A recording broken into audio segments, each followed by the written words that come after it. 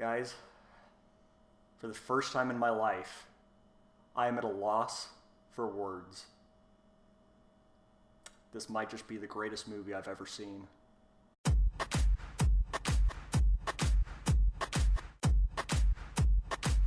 '50 Shades Freed was directed by James Foley and stars Dakota Johnson, Jamie Dornan, and an amazing performance by Gary Busey, Nick Cage, some really big name actors in this. This movie, which I'm just going to throw it out there, family film of the year. It stars Dakota Johnson as a girl named Anastasia Steele, and she's married to this guy named Mr. Gray, and man, it's one wild ride, folks. Let me tell you that.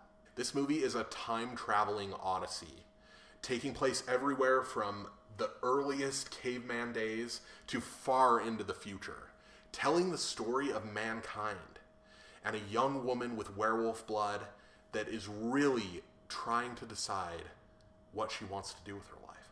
I don't understand why you're watching this and not just buying more tickets to see this movie. So, I'm going to turn it over to Chris, but just go buy more tickets to see '50 Shades Freed. Guys, I have to say that 30-minute Olaf Frozen clip at the beginning was fantastic. Great intro to this movie.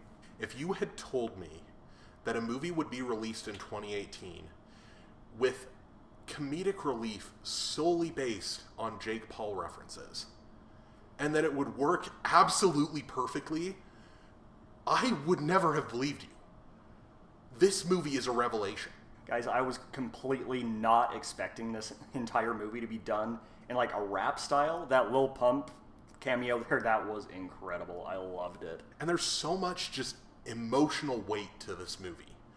You know, Nicolas Cage and Gary Busey give such just raw, emotional, beautiful performances. I hate to admit this, but when Gary Busey dropped his monologue at the end of the third act of this movie, I was in tears. This is the first movie that I've cried in of 2018. Now, I have to say, I love how this tied all three of those 50 Shades movies together. Like how the minions are running Christian Grey's sex dungeon from all the other ones. I was pumped. It made so much sense, and everything just kind of tied together after that. I loved it. Now, Chris mentioned Christian Grey's sex dungeon, and that is kind of a minor part of this movie. It's only in like one scene, and it definitely works. But I'm just kind of confused. I'm reading all of these reviews and talking to people about this movie, and they're acting like it's some sex, like softcore porn movie. That is not what I saw. I saw a magical romp through a land of adventure. Guys, I have to say my absolute favorite part of this movie, though, is that part where my girlfriend that definitely exists, she's not fake, I didn't make her up, she texted me during the movie, and I hate to get into spoilers, guys, but I have to do it. I'm sorry, I need to get into spoilers. And I know that you've all seen this movie already. I know that it's already won Best Picture for the next 5 years in a row. So let's just get on with it, and I'm going to spoil some stuff. The part where the movie scans each audience member and inserts them into the screen, holding Gary Busey so tightly, it was beautiful. Now, guys, I have to say the runtime of this movie is an incredible 14 hours and 37 minutes. But it went by so fast. I was so invested. I didn't even take a bathroom break. I was just in the movie. And I did pee myself somewhere in the middle there, but I was so invested that I didn't even notice. It was incredible.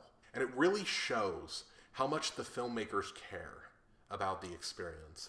When, as we were walking out of the theater, there was a row of employees standing there giving every single audience member a copy of Smash Mouth's greatest hits. And guys, what can I say about the credits? It was incredible. The fact that they did an Iggy Azalea Lil Pump mashup of Gucci Gang and Fancy together, and the way that the text just flowed with the beat of the song, it was flooring to me.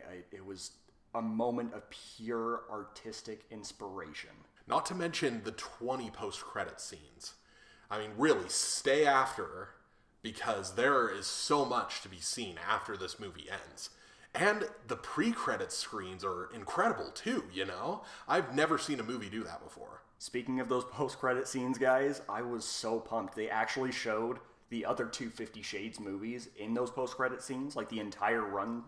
Like, it was incredible. Like, I was so pumped that I actually left the theater and bought tickets again so I could watch those movies again and again. I just wish that I could put into words how excited I am.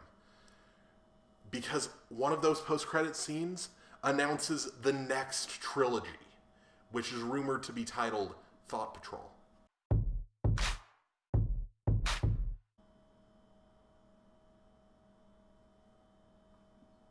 What'd you expect? There's nothing else I can say. There's no question about it. This movie will be remembered for millennia to come. It is literal perfection.